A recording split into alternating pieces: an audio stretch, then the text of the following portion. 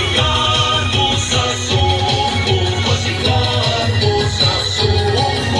Pagsadya'y nasa kalambuan, nagunang lalawigan sa tibuok kapupunan.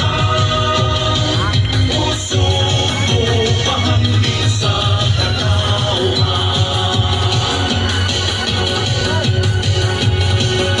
Mga dakbayan, kalungsuran, nagkahiusa sa kadulahanan.